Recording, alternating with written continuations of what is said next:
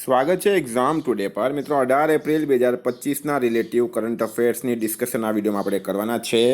તો છેલ્લે સુધી વિડીયો સાથે બની રહેજો. કરંટ અફેર્સ ઇમ્પોર્ટન્ટ ટોપિક છે, દરેક એક્ઝામમાં પ્રશ્ન પૂછવામાં આવે છે. મિત્રો ટોપિક પર આવીએ. 18 એપ્રિલ 2025 ક્વેશ્ચન નંબર 1 છે, હાલમાં વિશ્વ અવાજ દિવસ ક્યારે મનાવવામાં આવ્યો?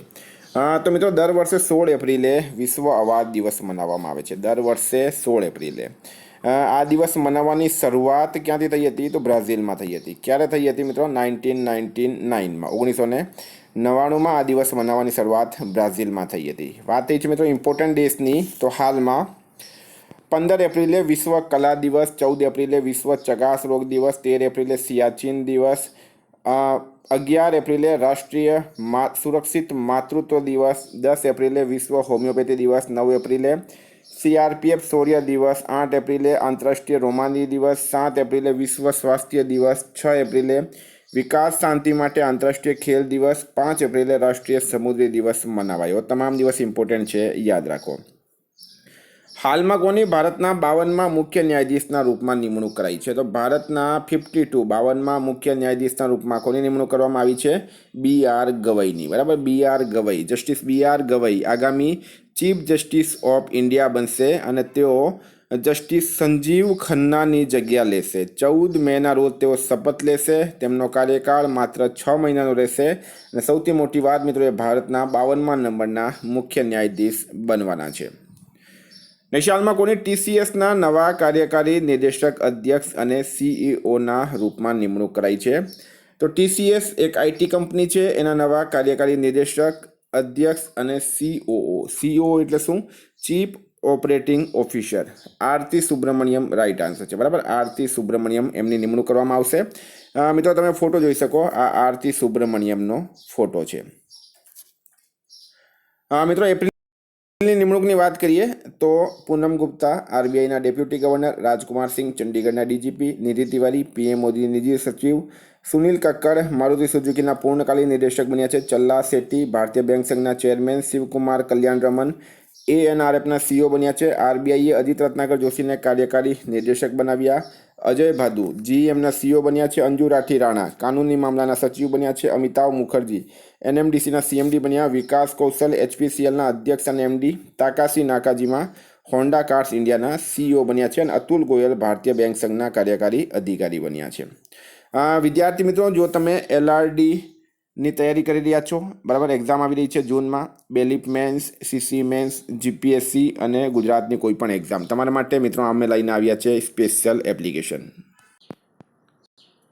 તો મિત્રો આપણે આવી ગયા છે એપ્લિકેશનમાં કે જ્યાં ગુજરાત ઇતિહાસ, ભારત બંધારણ, કમ્પ્યુટર પરિચય, ભારતનો ઇતિહાસ, ભારતની ભૂગોળ, સામાન્ય વિજ્ઞાન, current affairs, sports GK, Gujarat current affairs, Gujarat જિલ્લા, ગુજરાત સ્પેશિયલ, ગુજરાત ભૂગોળ, મંથલી કરંટ અફેર્સ, વ્યક્તિ વિશેષ, ગુજરાત પાક્ષિક, બંધારણ, સાહિત્ય, ટેકનોલોજી, સાયન્સ, વિજ્ઞાન, પર્યાવરણ, એટલે કે મિત્રો તમામ સબ્જેક્ટની ટેસ્ટ સિરીઝ તમને આમાં મળશે. બરાબર, આ એપ્લિકેશનમાં આપણે જઈએ મિત્રો ભારતના ઇતિહાસમાં. બરાબર, ભારતના ઇતિહાસમાં તમે જશો એટલે અહીંયા તમને મળશે જોશ હડપ્પા અને સિંધુ સભ્યતા. હડપ્પા અને સિંધુ સભ્યતા પર આપણે સ્ટાર ટેસ્ટ કરીએ તો મિત્રો આ રીતના તમે ટેસ્ટ આપી શકો છો. હડપ્પા સભ્યતાનો સર્વાધિક માન્યતા પ્રાપ્ત કાળ કયો છે? તો આ રીતના મિત્રો તમે ટેસ્ટ આપી શકો છો આની અંદર. બરાબર, આ રીતના તમે ટેસ્ટ આપી શકો.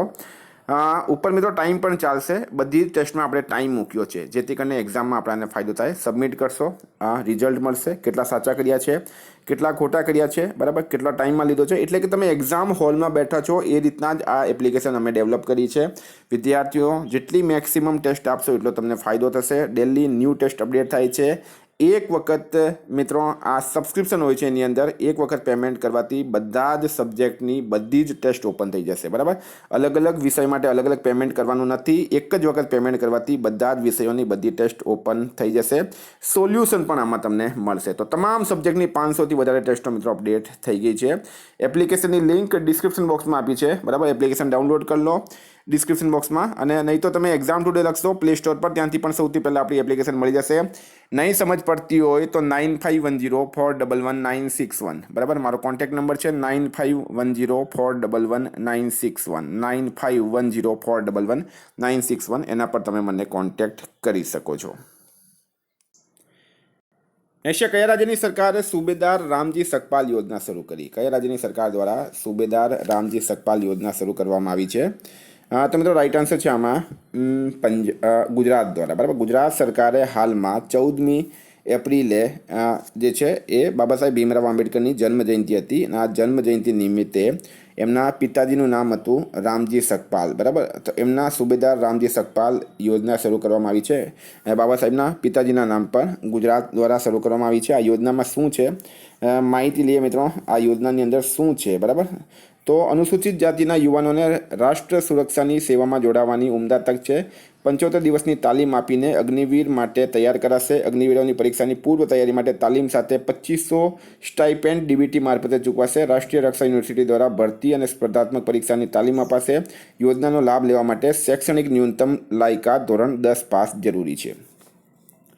હાલમાં કોણે 15મી હોકી ઇન્ડિયા સિનિયર પુરુષ રાષ્ટ્રીય ચેમ્પિયનશિપ જીતી છે? તો મિત્રો ઇમ્પોર્ટન્ટ પ્રશ્ન છે. રાઈટ આન્સર છે આમાં પંજાબ, બરાબર. આ 15મી હોકી ઇન્ડિયા સિનિયર પુરુષ રાષ્ટ્રીય ચેમ્પિયનશિપનું આયોજન ક્યાં થયું છે? તો મિત્રો આયોજન થયું છે ઝાંસી ખાતે.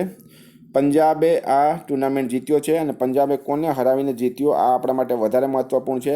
તો રાઈટ આન્સર છે મિત્રો પંજાબે હોકી મધ્યપ્રદેશને ફાઇનલમાં 4-1થી હરાવ્યો, એટલે કે મધ્યપ્રદેશને હરાવીને જીત્યો, બરાબર. મધ્યપ્રદેશને હરાવીને જીત્યું છે.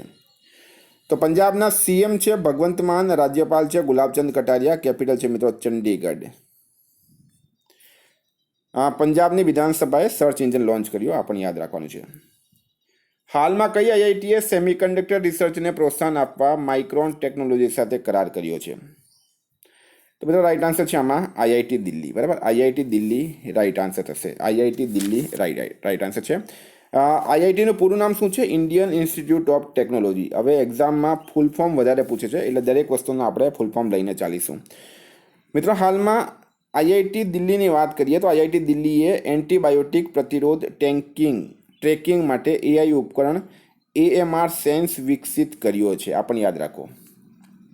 હાલમાં પ્રવીણ પરદેશી કયા રાજ્યના મુખ્યમંત્રીના મુખ્ય આર્થિક સલાહકાર બની ગયા છે? તો ચીફ ઇકોનોમિક એડવાઇઝર પ્રવીણ પરદેશી બન્યા છે. પ્રવીણ પરદેશી ચીફ ઇકોનોમિક એડવાઇઝર બન્યા છે કયા રાજ્યના મુખ્યમંત્રીના? તો મિત્રો રાઈટ આન્સર છે એમાં મહારાષ્ટ્ર. અને મહારાષ્ટ્રના સીએમ કોણ છે હાલમાં? દેવેન્દ્ર ફડણવીસ, બરાબર. અને રાજ્યપાલ કોણ છે મિત્રો? CP રાધાકૃષ્ણન. આગ્રામાં છત્રપતિ શિવાજી મહારાજનું ભવ્ય સ્મારક કોણે બનાવ્યું છે? મહારાષ્ટ્ર સરકારે. રામ સુતારને મહારાષ્ટ્રના સર્વોચ્ચ નાગરિક પુરસ્કાર મહારાષ્ટ્ર ભૂષણથી સન્માનિત કરવામાં આવ્યા. વડાપ્રધાન સૂર્યઘર યોજના અંતર્ગત મહારાષ્ટ્ર દેશમાં બીજા સ્થાન પર છે, પ્રથમ સ્થાન પર આપણું ગુજરાત છે.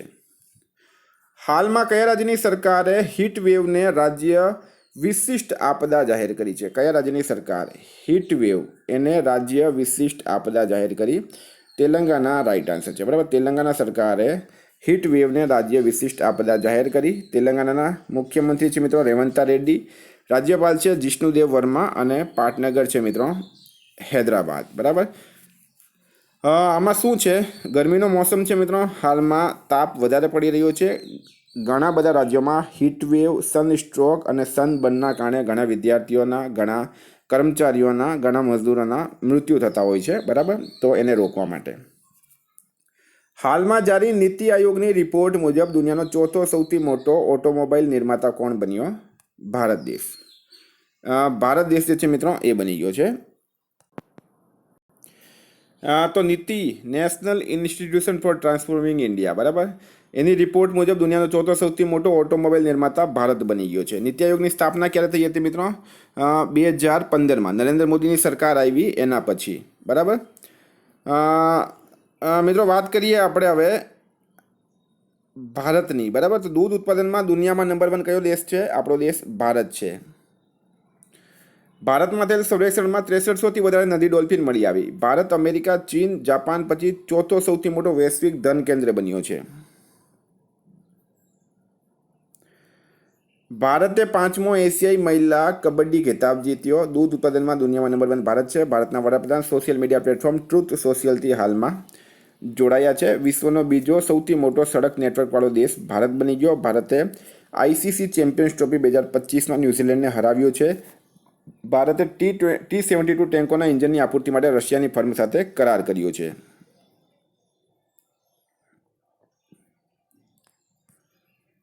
હાલમાં કયા રાજ્યમાં પોઈબા બેસાખ ઉત્સવ મનાવવામાં આવ્યો? તો મિત્રો પશ્ચિમ બંગાળમાં 15 એપ્રિલ 2025ના રોજ પોઈલા બેસાખ બંગાળી નવા વર્ષની શરૂઆત. આ દિવસ નવી શરૂઆત, સમૃદ્ધિ અને સાંસ્કૃતિક ગૌરવનો પર્વ છે, જેને નોબો બરસો પણ કહેવામાં આવે. ઉત્સવની શરૂઆત મુગલ બાદશાહ અકબરના સમયથી આ પર્વની શરૂઆત થઈ હતી, જ્યારે કૃષિ કર એકત્ર કરવા માટે એક નવો સૌર પંચાંગ એટલે કે બંગાબ્દ શરૂ થયો હતો. તો પશ્ચિમ બંગાળમાં પોઈબા બેસાખ મનાવવામાં આવે છે. ટૂંકમાં આપણે આ યાદ રાખવાનું છે.